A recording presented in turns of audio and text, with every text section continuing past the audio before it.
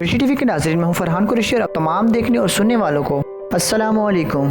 दोस्तों, पाकिस्तान को कुदरत का एक राज कहा जाता है और पाकिस्तान की फौज को दुनिया की सबसे ताकतवर तरीन और सबसे मुनज़्ज़म फौजों में से एक समझा जाता है। पाकिस्तान ने 1998 में जब एटमी हथियार तैयार कर लिया तो इसकी फौजी कुव्वत और भी बढ़ गई और दुश्मन पाकिस्तान से खौफजुदा रहने लगा। आज पाकिस्तानी फौज के कुछ ताकतवर हथियारों के बारे में जानेंगे जो पाक फौज ने तैयार कर रखे हैं और जरूरत पड़ने पर इनके जरिए से दुश्मन के होश उड़ाए जा सकते हैं। लेकिन इसके साथ साथ हम आपको कुछ ऐसे खुफिया हथियारों के बारे में भी बताएंगे जिनके बारे में पाक फौज की तरफ से पब्लिकली ऐलान नहीं किया गया, मगर वक्तन फवक्तन ऐसे हथियार खबरों की ज़ीनत बनकर दुश्मनों के छक्के छुड़ाते रहते हैं। लिहाजा इस वीडियो को आखिर तक जरूर देखिएगा। तो दोस्तों, सबसे पहले बात करते हैं अल खालिद टैंक प्रोजेक्ट के बारे में। यह प्रोजेक्ट 1993 में शुरू हुआ और 6 साल में मुकम्मल हुआ। यह प्रोजेक्ट चाइना की मदद से शुरू किया गया था, लेकिन आज पाक फौज ये टैंक मुकम्मल तौर पर खुद बनाती है। अल खालिद टैंक बहुत ज़्यादा ताकतवर टैंक है जिसमें दुश्मन से मुकाबला करने की भरपूर सलाहियत मौजूद है। खालिद टैंक में 125 मिलीमीटर की मेन गन इस्तेमाल की गई है जो 7000 मीटर तक फायर कर सकती है। अल खालिद टैंक की रफ्तार 75 किलोमीटर फी घंटा है। इसके अलावा ये टैंक 15 फीट गहरी खाई पार करने के अलावा 15 फीट गहरे पानी से भी बआसानी निकल सकता है। अल खालिद टैंक में नाइट विजन आलात भी हैं जिनकी मदद से रात के वक्त भी दुश्मन की हरकत पर नजर रखी जा सकती है। दिलचस्प बात यह है कि इसमें फायर कंट्रोल सिस्टम भी है, यानी कि आग को कंट्रोल करने का सिस्टम भी इस टैंक में मौजूद है। इस टैंक का नाम मुसलमानों के मशहूर सिपा सालार खालिद बिन वलीद के नाम पे रखा गया। दोस्तों, अब बात करते हैं पाकिस्तान के माइन ब्लास्ट बम के बारे में। माइन ब्लास्ट ऐसे बम होते हैं जिन्हें जेरे जमीन रखा जाता है और जब कोई भी इस पर से गुजरता है तो यह फट जाता है। इससे निपटने के लिए पाक फौज के पास एक टेक्नोलॉजी है जिसका नाम NVERD ट्रेवल एंटी माइन है। अगर कभी दुश्मन के इलाके में जाना पड़े तो फौज इस एंटी माइन रोलर को अपने टैंकों और दूसरे तमाम हथियारों के आगे रखती है। इसका मकसद ये होता है कि अगर रास्ते में कहीं माइन ब्लास्ट हो तो ये एंटी माइन उस बमों को तलाश करके लेजर शॉओं के जरिए से पहले ही तबाह कर दे। दोस्तों, एयर 50 एक मसनूई पुल है जिसे व्हीकल के साथ मूव कराया जा सकता है। पाक फौज इसे तब इस्तेमाल करती है जब रास्ते में पहाड़ और खंदक हो या कहीं पर रास्ता बंद हो।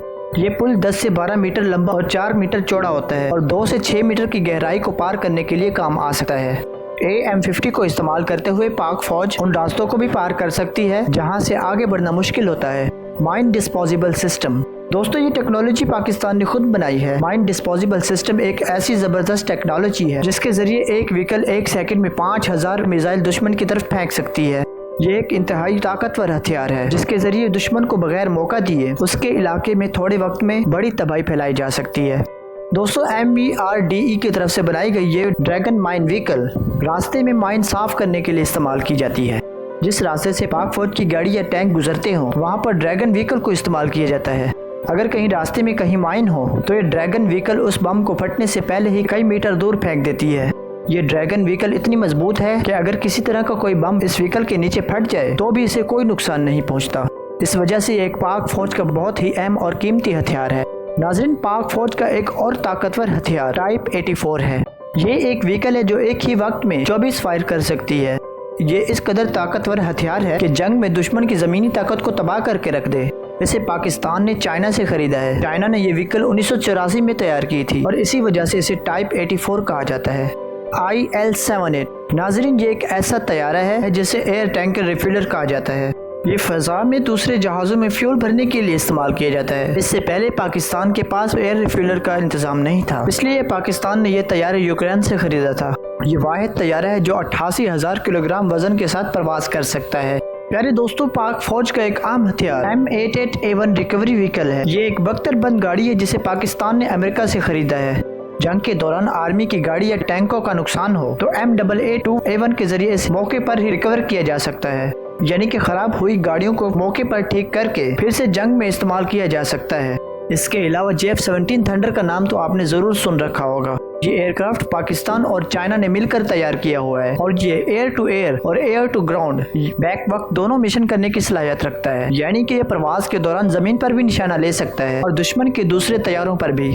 जी तो दोस्तों, ये थे कुछ पाकिस्तान के ताकतवर हथियार। अब आपको ऐसे खुफिया हथियारों के बारे में बताते हैं जिनके बारे में पाक फौज ने अभी तक ऐलान नहीं किया, मगर वो बहुत अहमियत के हामिल और बहुत ताकतवर हथियार हैं। तो ख़वातीनो हज़रात, खुफिया ताकतवर हथियारों की फहरिस्त में सबसे पहला नंबर है तैमूर मिसाइल का। इस मिसाइल की रेंज 7000 किलोमीटर है, यानी कि इस मिसाइल को दूसरे बड़े आज़मों पर भी हमले के लिए इस्तेमाल किया जा सकता है। कहा जाता है कि अब तक पाकिस्तान खुफिया तौर पर तैमूर मिसाइल के प्रोजेक्ट पर काम कर रहा है। इलेक्ट्रोमैग्नेटिक प्लस वेब, ये एक ऐसा हथियार है जिसके जरिए से दुश्मन के इलाके में बिजली से चलने वाली चीजों को रोका जा सकता है। इस टेक्नोलॉजी के बारे में खबरें फैली थी, लेकिन इन्हें भी मंजर आम से हटा दिया गया। अंदाजे के मुताबिक इस प्रोजेक्ट पर खुफिया तौर पर काम किया जा रहा है। ये एक इंतहाई ताकतवर टेक्नोलॉजी है जिसके जरिए से दुश्मन के कई सिस्टम्स को बंद किया जा सकता है। दोस्तों, पाकिस्तान का एक अगला खुफिया हथियार एक ऐसा हथियार है जिसे एक बहरी जहाज या हवाई जहाज के जरिए पानी में छोड़ा जा सकता है और वो अपने निशाने पर पहुंचकर धमाका करता है। टारपीनो नामी इस हथियार के जरिए बहरी अड्डों या समुद्र में मौजूद बहरी जहाजों को एक साथ एक बड़ी तबाही का निशाना बनाया जा सकता है। एक अंदाजे के मुताबिक पाकिस्तान में एक आम तारपीनो की तरह एटमी तारपीनो भी तैयार कर लिया गया है। ये एक ऐसा तारपीनो है जो कि अपने अंदर एटम बम रखता है और खामोशी से सफर करके दुश्मन के कई बहरी जहाज तबाह कर सकता है। इसके बाद लेजर हथियारों की बात की जाए तो 2012 में पाक फौज की जानिब से एक कामयाब लेजर हथियार का तजर्बा किया गया। ये एक ऐसा लेजर हथियार था जिसके जरिए से फौजी टैंक इंजन को बंद करने की सलाहियत थी। कहा जाता है कि पाकिस्तान इस टेक्नोलॉजी में काफी कामयाबी हासिल कर चुका है और इसके अलावा मजीद लेजर वेपन्स भी तैयार कर रहा है। छठे नंबर पर है हाइड्रोजन बम।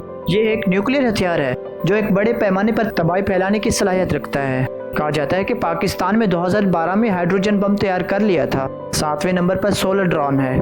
सोलर ड्रोन एक ऐसा ड्रोन है जो कि सूरज की ताकत के जरिए काम करता है और चार्ज हो सकता है। सोलर ड्रोन को दुश्मन के इलाके में भेजकर दुश्मन की जरूरी मालूमात लेने के लिए इस्तेमाल किया जा सकता है। दोस्तों, अब आपको बताते हैं एक और ही दिलचस्प हथियार के बारे में।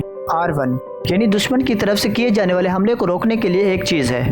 ऐसी धात जो बहुत मजबूत और किसी भी हमले को रोक सकती थी। वो दरअसल यूरेनियम से तैयार की गई थी। एक अंदाजे के मुताबिक पाकिस्तानी फौज के ज़रिए इंतजाम खुफिया लेबॉर्ट्रीज में इस धात को तैयार कर लिया गया है। तो दोस्तों, ये थे कुछ हथियार जो पाकिस्तानी फौज दिफा के लिए इस्तेमाल करते हैं और जब जरूरत पड़े तो दुश्मन का बहादुरी से सामना करते हैं। हमारा यही दिफाई निज़ाम एक वजह है कि दुश्मन मुल्क हम पर हमला करते हुए 100 बार सोचते हैं। जी तो मोअज़्ज़िज़ दोस्तों, ये थी हमारी आज की वीडियो के मुतालिक अपनी राय का इजहार कमेंट सेक्शन में जरूर पेश कीजिएगा। आज की वीडियो में बस इतना ही। अगली वीडियो तक अल्लाह निगहबान।